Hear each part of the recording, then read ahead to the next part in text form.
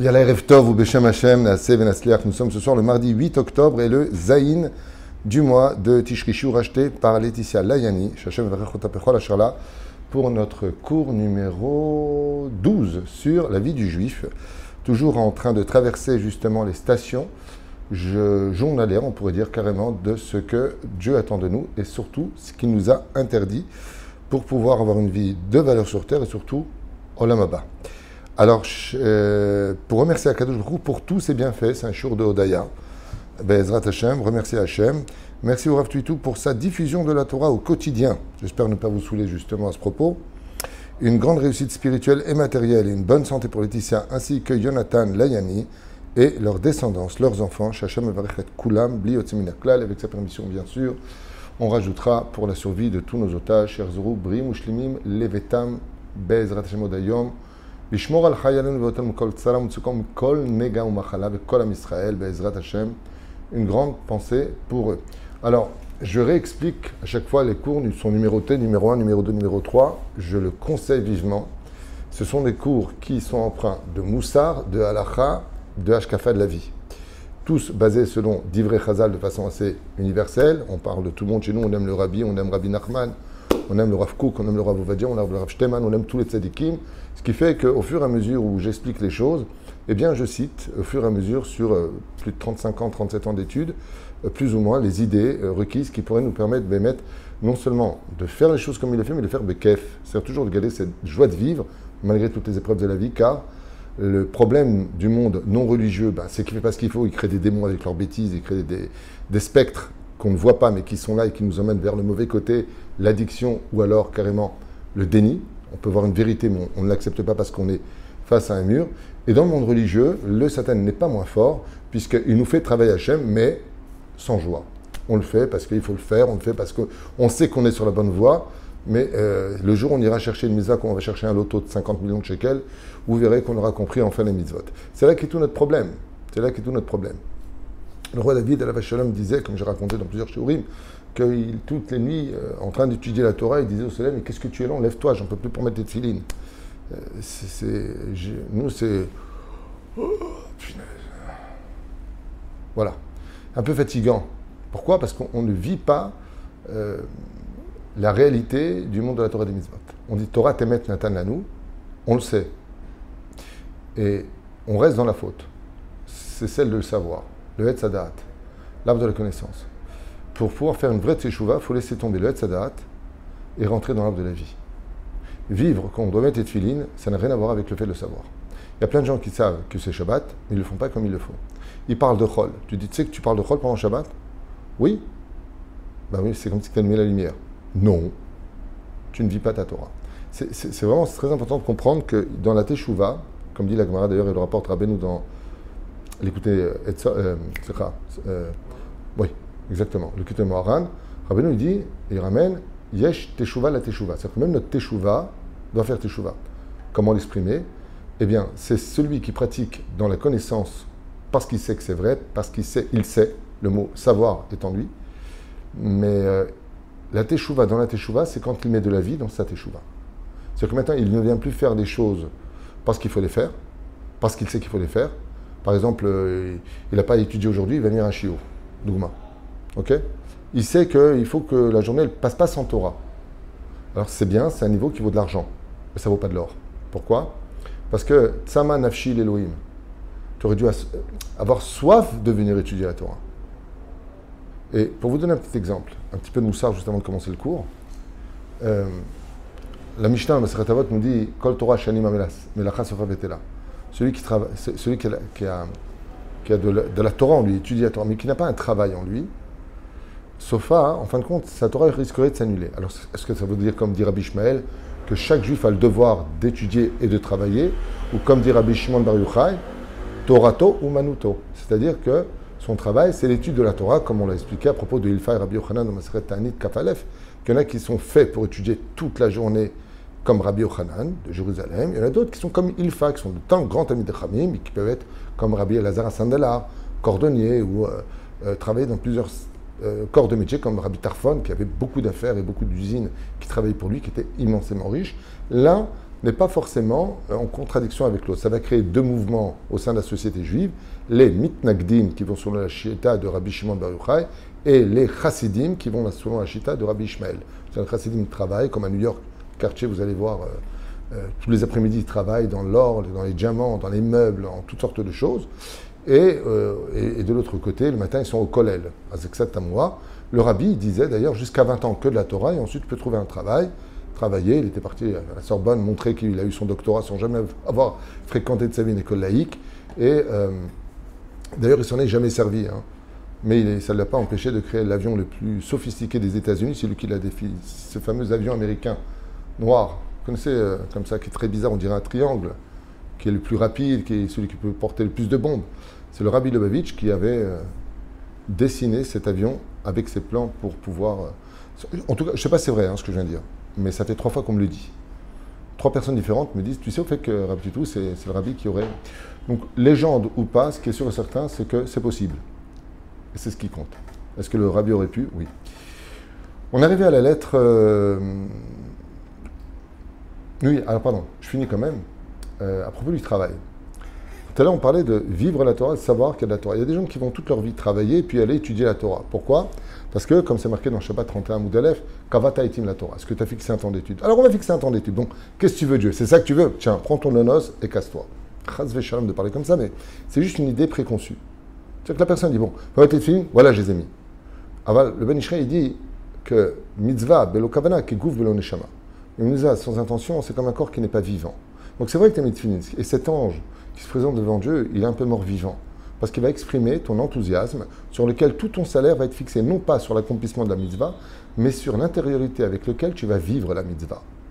Une femme qui met son kissouille, qui est une mitzvah très dure pour une femme, n'aura pas le même salaire qu'une femme qui va mettre son kissouille qui est juste à côté. Pourquoi? Bien, elle le met à contrario, ça la saoule, franchement, à la grogne, mais elle va quand même le mettre. Et l'autre, elle le met bekef. Pourquoi? Parce qu'elle dit, mais c'est comme ça que Dieu veut me voir. Je n'ai rien à faire à quoi je ressemble. Mon mari donne sa bracha, c'est-à-dire, ça le fait, je ne veux pas me l'anznir tatsmi, je ne veux pas me laisser aller, mais je le mets mamash bekef. Pourquoi?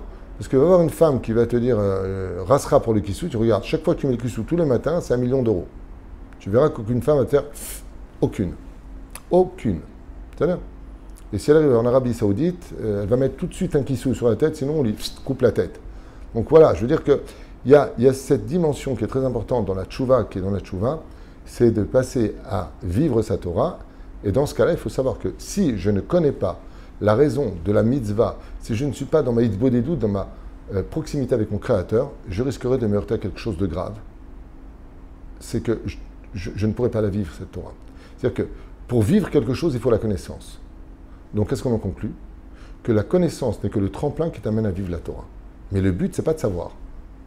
Le but, c'est de la vivre.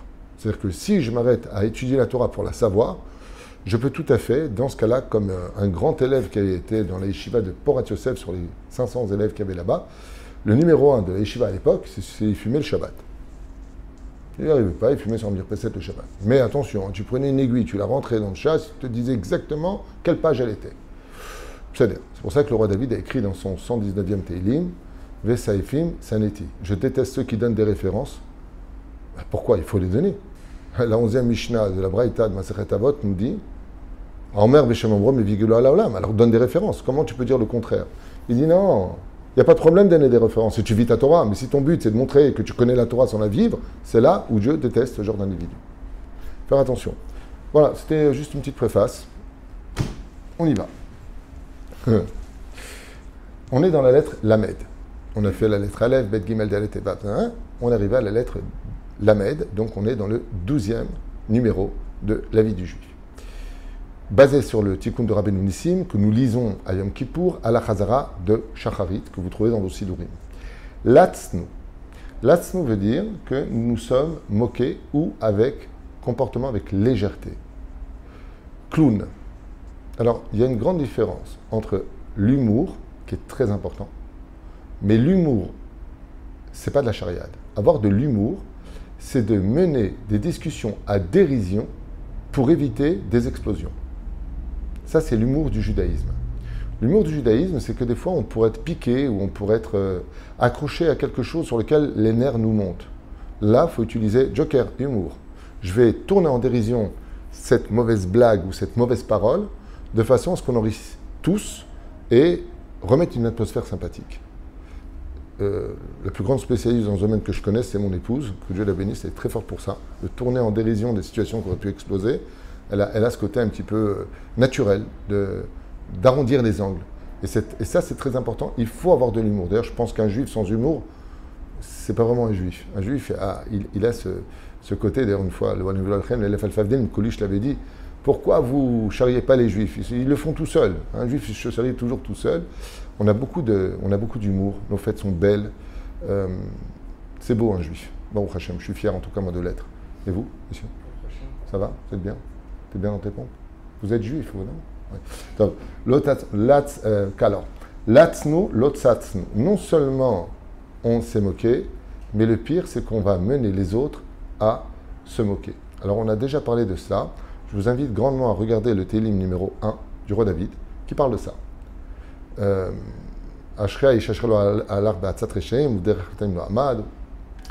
là-bas, il fait une liste du rachat, du choté, il fait une liste. Et puis à un moment, il dit ou Moshav Letzim, lo yashav, et il n'a pas siégé parmi des moqueurs. Ensuite, à la fin de ce Télim-là, Télim numéro 1 du roi David, il donne la punition de chacun d'entre eux. Il ne se tiendra pas devant Beddin, lui, il aura honte, et pour le moqueur, il dit rien. C'est bizarre. Tu donnes 3 définitions, tu donnes 2 punitions, il en manque un. Chazal pose la question, il dit pourquoi David n'a pas donné, comment va se sentir le moqueur une fois qu'il aura quitté ce monde s'il n'a pas fait tchouva? Et la réponse du roi David, c'est j'ai pas trouvé de mots pour l'exprimer. C'est-à-dire que la punition du moqueur est tellement grave que le roi David n'a pas trouvé de mots pour l'exprimer. D'où l'importance et la gravité, car en vexant quelqu'un, on peut perdre son monde futur, selon la Gemara, de Maseret Avot, ou on peut descendre le Guilhem sans plus jamais remonter, selon la Gemara, de Baba Metzia, Nunchet Amoudbet. C'est à toi de choisir. Pourquoi? Parce qu'à force de rigoler, de se moquer, et ainsi de suite, je vous avais raconté à maintes reprises des histoires que moi-même j'ai vécues au 2e degré, c'est avec des amis qui avaient la maladie et qui avaient pris du poids avec la cortisone, et ça khalik, je vois que tu es devenu riche, ah tu manges bien, hein, fais gaffe à ton régime. Hein. Et la personne est rentrée avec des larmes de sang dans la voiture, elle est partie. Juste le cancer phase finale et que la cortisone l'avait rendu énorme et que la dernière chose au monde qu'il voulait, c'est qu'on se moque de lui. C'est parce qu'il ne voulait même pas venir à cette soirée. Donc, il faut faire très attention. Des fois, on charrie, ou même à la synagogue, on charrie. Alors, tu vas acheter quelque chose? Allez, sortez sous Picsou. La personne ne sait même pas comment faire son Shabbat et tu sors des phrases parce qu'avant, il y avait les moyens, elle n'a pas de moyens. Faire très attention à ce mot latznu, lotzatznu. Non seulement tu as, d'ailleurs le mot lotzatznu, je pose la racine, limtzot, sucer le sang de l'autre. Faites attention. Je voudrais aussi dire une parenthèse qui me tient à cœur. Je trouve que les comiques, par exemple, en France ou aux États-Unis ou ailleurs, hein, même en Israël, ils font des sketchs. Est-ce que c'est vraiment des sketchs? Pas du tout. Ils font de la pure politique. Ils rentrent de la hasbana, de la boue dans la tête des spectateurs. Ouais. Ils rentrent de la boue dans la tête des spectateurs. S'ils sont de droite, par exemple, eh bien, ils vont se moquer de la gauche avec de l'humour, bien sûr. Ils ne sont pas idiots. Et s'ils s'adressent, en général, c'est plutôt des gens de gauche qui sont dans le spectacle, eh bien, le drame, c'est qu'ils vont se moquer de l'idéologie de la droite.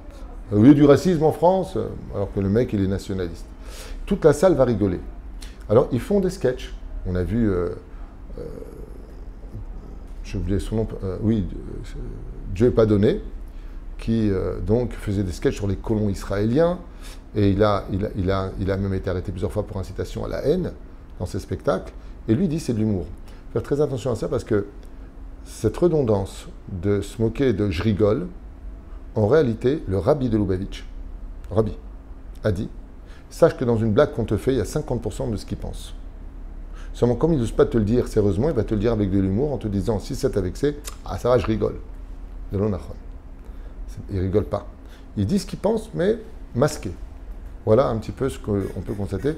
Tout ça là que je trouve ça un petit peu choquant de laisser des spectacles qui se permettent de se moquer des présidents ou de ceci et cela, même s'il y a de quoi se moquer, hein, en toute sincérité, mais de là en rire au nom de la démocratie, je ne sais pas si, d'un côté, la dictature, c'est extrême, Et cette démocratie qui se permet de descendre qui on veut, comme on veut, si on veut, je trouve ça aussi extrême. Je pense qu'on a vécu des belles années dans les années 80 où il y avait le respect, il y avait du respect.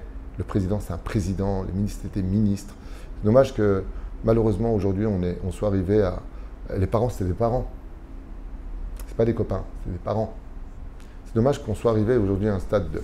Ok, on va essayer d'évoluer, parce qu'on a fait 2 mots. La Manu Torah chez l'Olishma. Alors, on a appris la Torah, mais pas les Shem Shamaim. Pourquoi est-ce qu'on aurait appris la Torah? Et comment est-ce qu'on pourrait apprendre de la Torah chez l'Olishma? Il y a une Gemara qui nous raconte l'histoire de Rabbi Yossi ben Pazi. Pourquoi Rabbi Yossi est venu étudier la Torah chez Rabbi Abba Shaoul?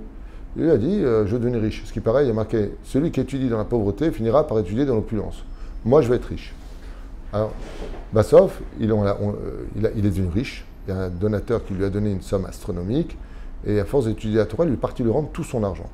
En lui disant, je veux étudier les Shem Shamaim. Je ne veux pas étudier dans l'intérêt de recevoir de l'argent. Parce que la Torah, c'est la bracha. She'achulu alechem et kol birkot Torah. La Torah apporte de la bénédiction, pas forcément dans la quantité, mais dans la qualité. Vous savez qu'il y a des gens qui peuvent gagner beaucoup d'argent et avoir aucune vie, aucune qualité de vie. Il y en a d'autres qui vont gagner beaucoup moins d'argent, mais ils ont une qualité de vie. La Torah apporte la bracha dans la qualité, et c'est ce qui compte. Mais elle peut aussi l'apporter dans l'opulence. Mais la reine, qu'est-ce qu'on appelle ne pas étudier l'ishma? J'essaie de m'accrocher à quelque chose dans la vie. Donc la Torah est une thérapie. 2, pour qu'on me respecte. Je veux le kavod, je veux qu'on m'embrasse les mains. 3, pour diriger. 4, ce que je vous dis, ne prenez pas à la rigolade. C'est pas une blague. Mais malheureusement, et heureusement, une synagogue s'ouvre. Le mec qui prend une boutique. C'est quoi le but? Il y en a 3, 4. C'est quoi le but d'ouvrir? Rov Adrat Melech. Ça aussi, il faut l'autorisation d'un Gdol Israël. Pour ouvrir une bête à Knesset, il faut l'autorisation d'un Gdol Israël. Nous, quand on a ouvert ici, il y avait 3 grands rabbinim. Rav Shenin, le grand rabbin d'Ashdod. Il y avait mon Rav, sinon je n'aurais pas ouvert sans son autorisation, bien sûr. Et c'est vrai que les shol chez l'autre. Pas faire des choses. Sinon, après, ça devient dans quel intérêt tu ouvres une banque? Je n'ai pas compris. Pour les dons, c'est pour qu'on t'embrasse les mains, c'est parce que tu as envie d'être Rav, est-ce que tu as une Teuda de Rav, est-ce que tu as une Asmarta de Rav, est-ce que faire très attention à ça. Et puis, tout simplement, parce que je ne sais pas quoi faire. Vous savez que dans certains pays, être rabbin, c'est un métier. Mais la reine, ça peut être pour cela. C'est un peu comme je dirais la médecine.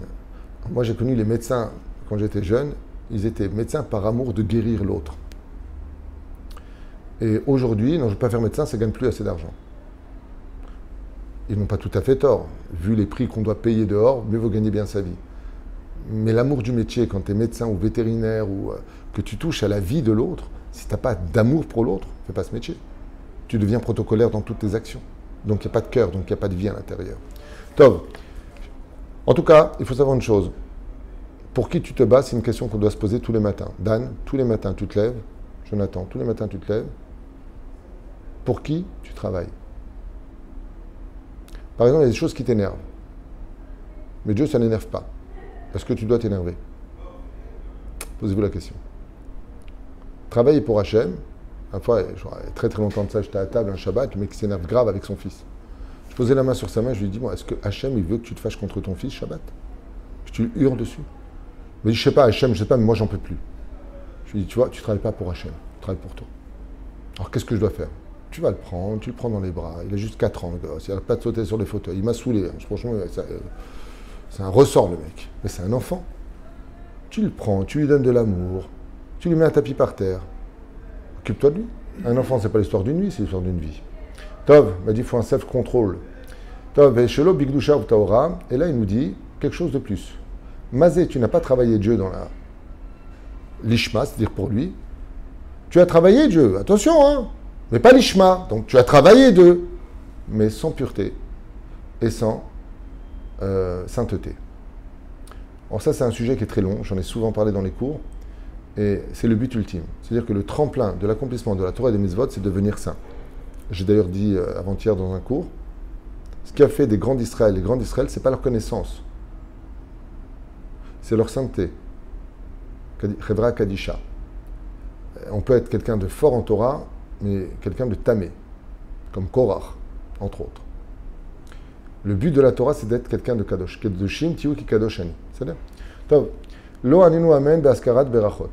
Alors, Ça, c'est important. On n'a pas répondu Amen à la fin des bénédictions quand quelqu'un dit une bénédiction. Sur ce, je suis obligé de faire une parenthèse.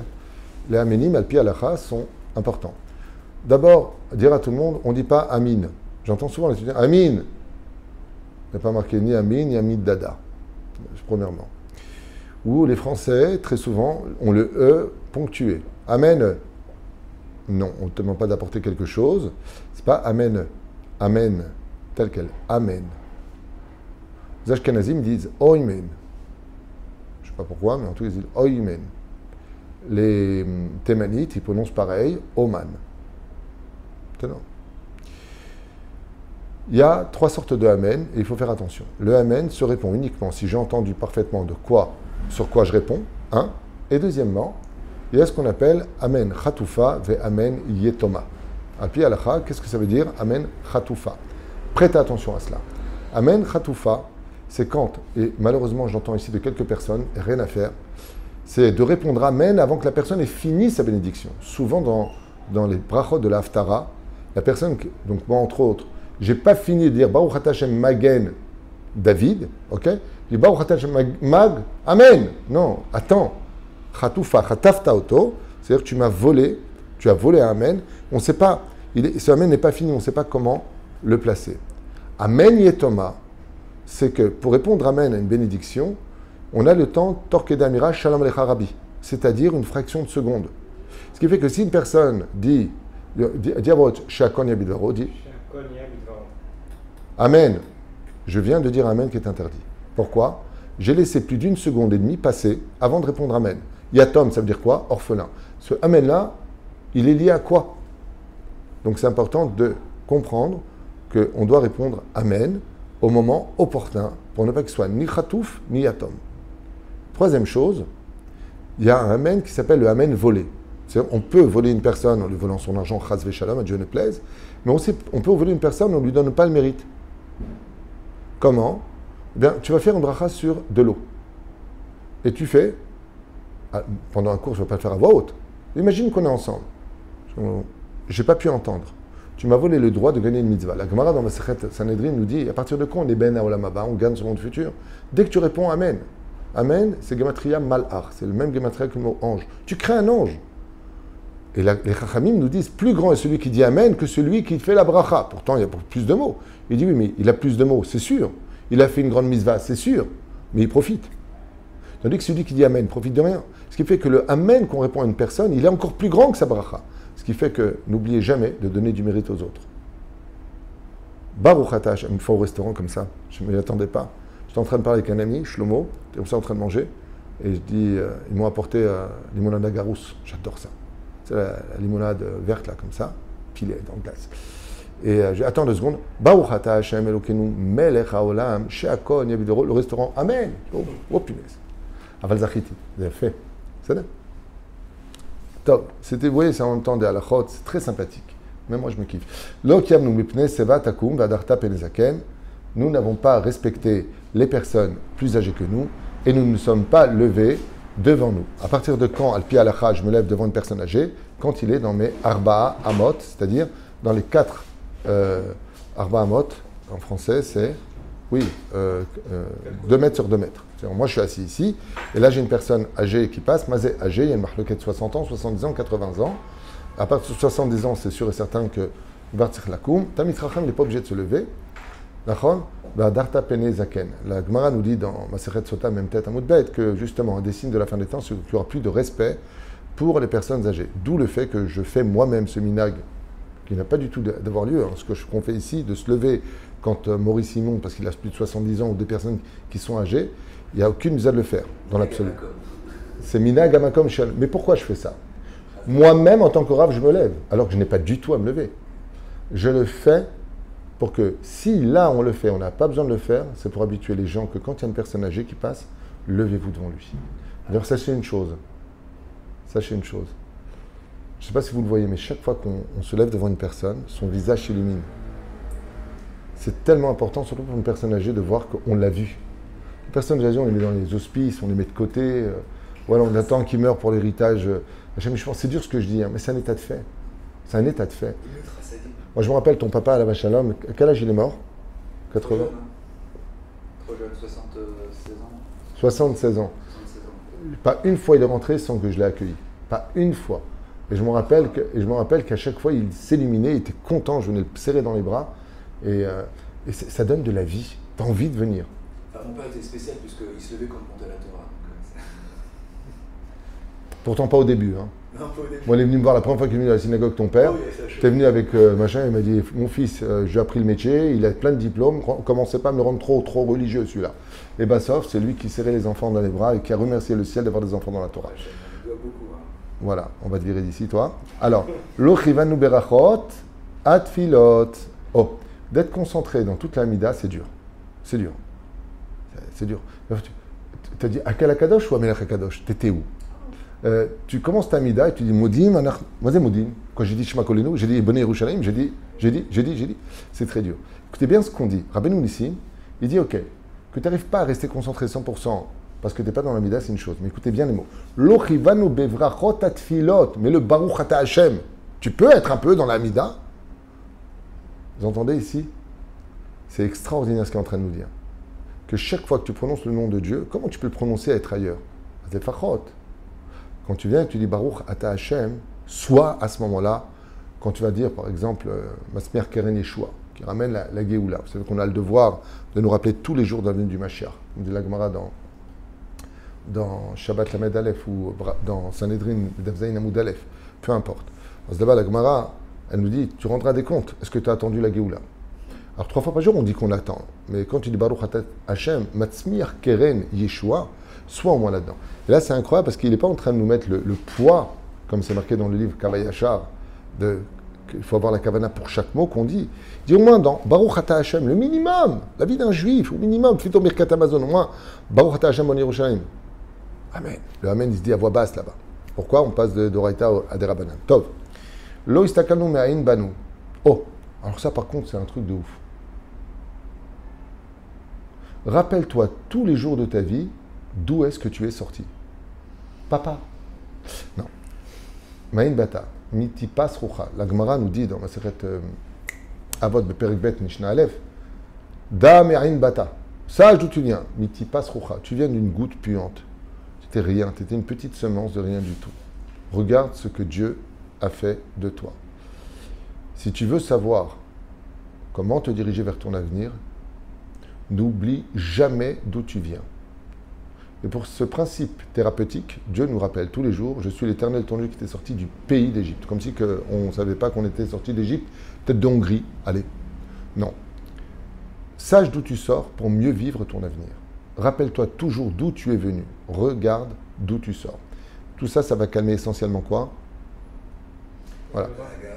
Exactement. Vous savez, quand on a une relation, est-ce que ça finit la semence? Dans les toilettes pour la femme comme pour l'homme, en général. Ça rejoint les égouts. Dame et bata. N'oublie pas que toi, tu as eu de la chance d'être arrivé le premier. C'est la seule fois où j'ai été premier dans ma vie. Zéro. Et que chaque jour qui passe t'emmène vers la tombe. C'est-à-dire, rappelle-toi d'où tu viens, mais tu passes et tu arrives chez Pac-Man. Comme ça. Tu vas te faire bouffer par les vers. C'est-à-dire que tu vas finir en McDonald's. 24 heures sur 24 ouvert, glad cachère, selon ce que tu as mangé pour les vers. Sympa. Bon, alors vraiment, c'est toute la Mishnah qui est marquée ici, et devant qui tu vas donner tes comptes. Comment tu as pu t'enorgueillir? Regarde d'où tu viens. Comment tu peux avoir une grande bouche? Regarde où tu vas. Et en fin de compte, comment tu as pu te comporter ainsi? Tu donneras des comptes sur chacune de tes pensées, paroles et actions. L'iten din vecheshbon. Et là, le mot, comme din vecheshbon, il demande réflexion. Mazé din et mazé cheshbon. Si tu fais le compte, bah, tu fais le din. Et si tu fais le din, tu fais le compte. Pourquoi marquer din vecheshbon? Le din, c'est la faute. Le cheshbon, c'est le temps calculé que tu as mis dans la faute alors que tu aurais pu le passer dans l'étude de la Torah. Parce que le sablier du temps est unique au monde. Chaque seconde qui passe ne reviendra plus jamais. La question, c'est de savoir qu'est-ce que tu en as fait. À vous de méditer. Enfin, vous, à moi aussi. Lavinu velo shilamnu. Oh, ouh. Non. Lavinu berivit. Hashem Ishmor, on a prêté ou on s'est emprunté avec intérêt, ce qui est strictement interdit. Regardez les cours que j'ai fait sur les ribiotes. On a fait à peu près, je crois, 7-8. Vous regarderez sur le sujet. Lavinu velo shilamnu. On s'est emprunté, mais on n'a pas remboursé. Ça, c'est le problème de tout le monde. C'est bizarre, hein. Quand tu as besoin de t'emprunter de l'argent, je ne sais pas si tu as remarqué ça, je suppose que tu as dû passer par cette demande, les gens, ils savent t'appeler. Les gens, ils savent pleurer. Les gens, ils savent venir jusqu'à toi s'il le faut. Non, non, t'inquiète pas, je viens. À quelle heure t'es à la boutique? 14 h. Je serai là-bas. C'est bizarre, hein? Non, 500, c'est bizarre. Ils sont toujours choqués, ça.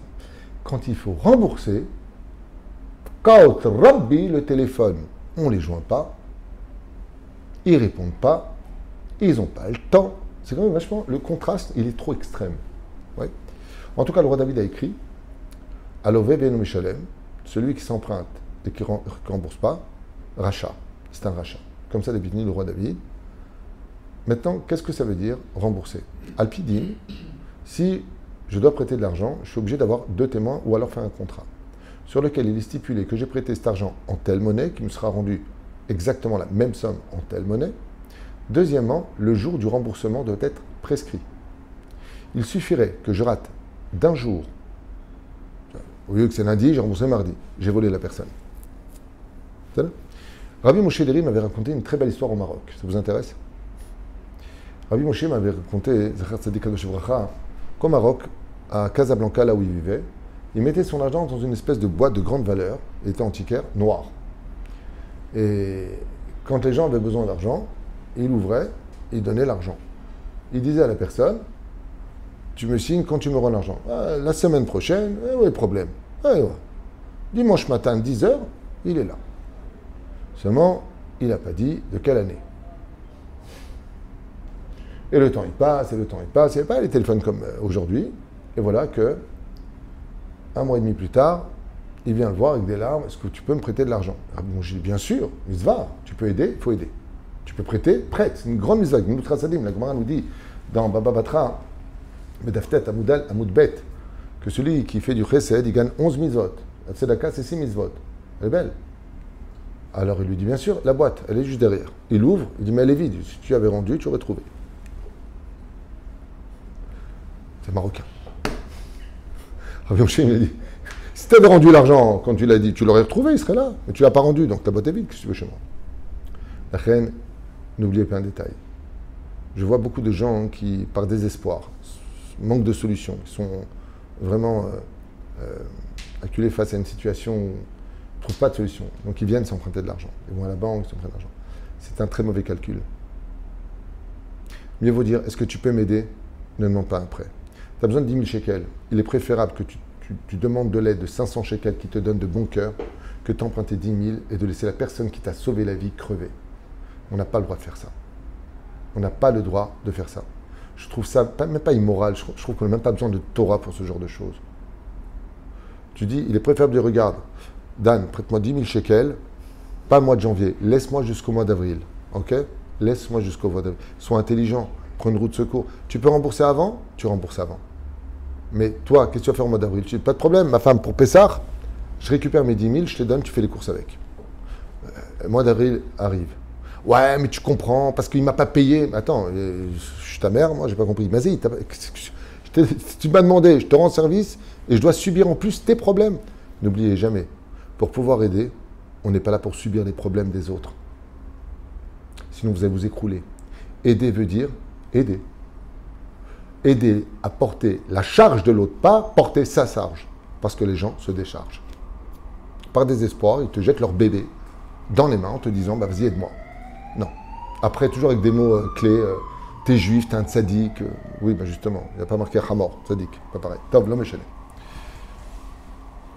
Dans le livre Avat Haïm, il y avait un rave, je crois que c'était Rabbi Yitzhak de Berditchev. Non, je ne me rappelle plus qui c'est ce grand tzaddik. On lui demandait de l'argent pour payer, pour aider une veuve, ou des choses comme ça. Et quand les gens venaient rembourser, ils disaient ah non, ils allaient au Beddin et tout. Ils ne voulaient pas d'argent. Toi, tu es venu me voir pour un prêt, mais je fais ce que je veux. Moi, je veux la mitzvah. Et il a eu 3 procès comme ça. Il a gagné les 3 procès. Ah, c'est Rabbi Yitzhak de Berditchev qui avait fait son enterrement. J'ai dit tzaddik et Sodolam, 3 fois il a fait trembler le ciel.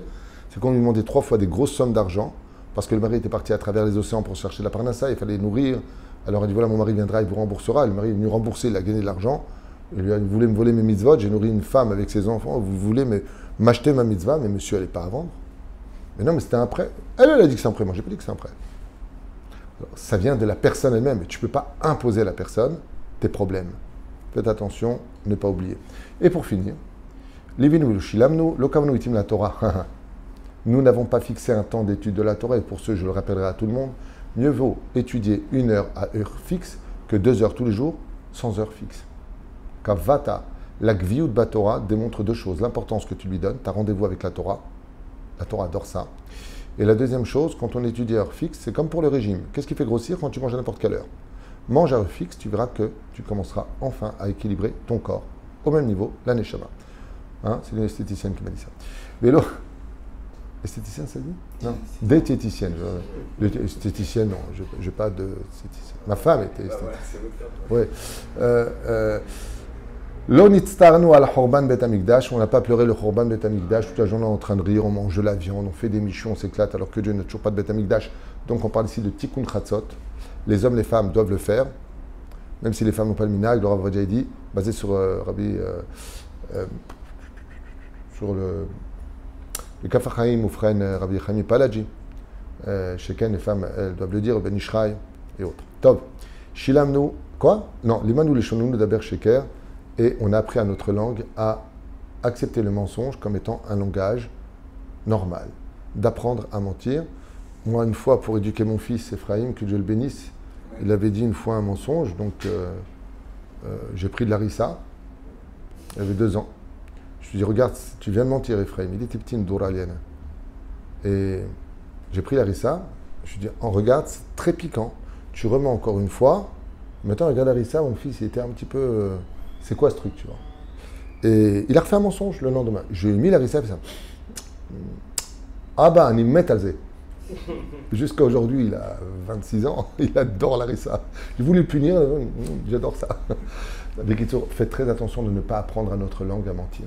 Vous allez voir combien le mensonge glisse facilement. On a l'habitude d'arrondir les angles. Bon, il y a la façon tunisienne de mentir. Moi, j'adore l'humour tunisien. Qu'est-ce que fait un Tunisien quand il arrive en retard et que l'autre l'attend pendant 1 heure? Je suis là. Non. T'étais où? Style, j'étais là, je t'ai pas trouvé. Ou la pire, c'est j'arrive en retard, dis-moi t'étais où? T'étais où? Voilà, je suis là. C'est très, très comique comme réponse. Les Tunisiens, on a quelque chose de sympathique. Ouais, c'est de l'humour, mais c'est de l'humour sympathique. Moi, j'aime bien. En tout cas, faites très attention de ne pas habituer votre langue au mensonge. Chas de shalom, comme je l'ai déjà dit, pour un couple que j'ai appris aujourd'hui, que grâce à Dieu, j'avais plus ou moins sauvé, qui est venu me voir dans un de mes rendez-vous. Et je leur avais appris que la base du couple, la base, c'est confiance, complicité et amour. Ils n'avaient aucune de ces 3 choses, ils les ont réinstaurées et grâce à Dieu, ils ont repris le chemin du couple et de la fidélité. Baruch Adonai Leolam, amen, amen, toda rabba, à partager avant Kippour et même après Kippour.